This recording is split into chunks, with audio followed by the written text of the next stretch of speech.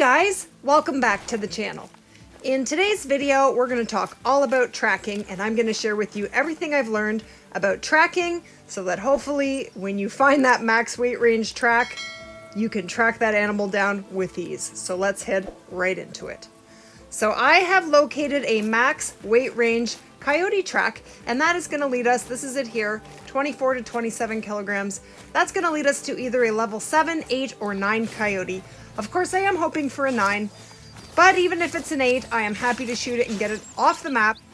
We are hunting on my map today, and this little handy tool, this is the Hunter Mate. I'm on Xbox, so I just press the left tab and that pulls it up and puts it away. So this tool is very, very handy for helping you to decipher tracks. So you see the open cone there? I just want to follow exactly straight in that direction until I find that next track. And if I don't find it straight, I'm going to start looking to the left and right. And tracks can get really, really crazy, and it will very much help you to decipher which direction to go. So that is a very handy tool for tracking. But before we get right into tracking, there are two very important skills that you're going to need first. So the first one is locate tracks. You're going to need all 3 points in here.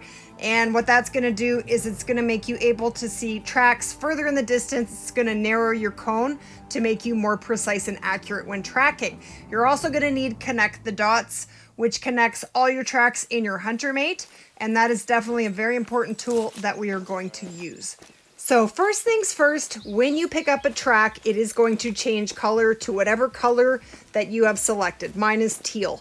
And you don't want to pick up any other tracks if this is the track that you're tracking. And so what I do is every 100, 150 meters or so, I will mark that track with the waypoint continually so that if I do step off my track, and it is very, very easy to do so, I can just run back to where I have my last waypoint, re-pick up the track, and continue tracking. So that is something that I definitely always do when I'm tracking. And the other thing is that when you hear an animal sound, when you press X to pick up that sound, you can accidentally pick up a different track and not know where your tracks are, especially when you have tracks all over the place. Very, very easy to lose your track. And yeah, so you want to mark it with the waypoint. And you see how I just spotted that blacktail? Spotting any other animal will cause that animal's tracks to become active, to become highlighted, and the animal you're tracking, its tracks will become inactive, and that's why you want to mark it with the waypoint.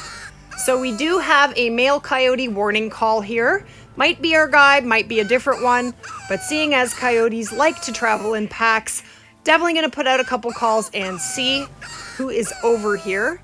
Even if it were a female putting out a warning call, I would still go over and check it out because it is very likely that they could be together. And even if I don't find any animals over there, if they are already gone, I will go over there and look for my highlighted tracks to see if my guy was here. And if he was, the first thing I'm going to look for is his poop. Yes, I said poop. Poop is very important when tracking. It is going to tell you how old your tracks are. And if they say just now, he is right, probably within 200 meters of you. So it is very telling. And there's poop right ahead of us right there. So let's see what that says. So they're fresh. So he was here a little while ago, but he may not be really close right now. So you're always checking your poop. But the other thing to note is that when you do click on poop, your cone, your directional cone when tracking on your Hunter Mate is going to disappear. You're not going to have it anymore. And so that is important to know. Sometimes I skip over the poop so as not to lose the cone and just head to the next track. It depends. And another thing to keep in mind that even if you have old or very old tracks right now, it doesn't mean your animal won't be right in front of you. You could be coming into their need zone. So whenever I'm approaching water, I will slow down just in case their need zone is ahead. It is smart to check the time when you're tracking a particular species and figure out what need zone they should be in right now. So for example, if it is 7 a.m. right now, what are coyotes doing? Are they resting? Okay, it's smart to figure that out. It's going to help you figure out where they should be. It's all part of the puzzle that you're trying to figure out by tracking them down. And tracking can be very tricky work. Sometimes when I'm tracking an animal, their tracks look like a spirograph. They go backwards and forwards and this way and that way. and sometimes it's a pretty complicated venture. So finding their need zone is, you know, probably the best outcome that you could hope for, aside from finding them right in front of you. When you find them in their need zone, they're gonna probably not know that you're there as long as you don't spook them, and that is what you want. When you're tracking, you really want to pay attention as well to the wind. If the wind is at your back and whatever's ahead is going to smell you, then I don't slow down at all. I just run until I can get eyes on that animal and hope to run it into open ground, because what will happen then is you can watch it go into the distance, and generally after a couple hundred meters it will slow down and turn around and give you a broadside shot. And that is what you were hoping for. So that is a tactic that I very often use when tracking, pushing them out into the open. Otherwise, the other way is to find their need zone, or catch up to them while you're tracking them and take them out then and there.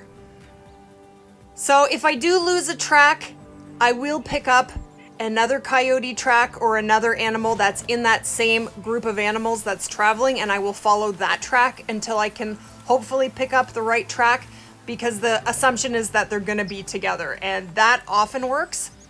And disturbed vegetation also tells you how old your tracks are. And disturbed vegetation is actually a skill under stalker, and that is a really important one, and that's going to tell you your fur variation of whatever animal you're tracking and how old the tracks are. So very, very handy. I always pick this skill when I'm leveling up. Another thing you want to pay attention to when you're tracking is what the animal is doing. Right now the coyote is walking, so often when you have walking tracks, they are just walking around in the area, and that isn't necessarily, I mean, still follow it, but you can have walking tracks going in all different directions. That animal's just having a little walk around before it continues on. So a really, really telling track is running. That means you have spooked them. And generally, if they're running, I'm running right after them. I just want to get eyes. Okay, so we're getting a warning call from a female. I'm hoping there is a whole pack of them there, so I'm slowing down in case he is there with her. That is what I am hoping for. My wind is good, so I need to find cover and put out a couple calls. Now, animals will never come into a call if they are nervous, but I find when they first give you a warning call, they aren't necessarily nervous yet, so it's always good to check in the area for a need zone, and I do have a coyote rest zone here, so this may very well be this coyote's rest zone. I don't know for sure, but what I want to do is get eyes ahead, see if I can't find it, and if not, I'm gonna continue tracking, and we gotta find this guy. So maybe he is in here. I am hoping so.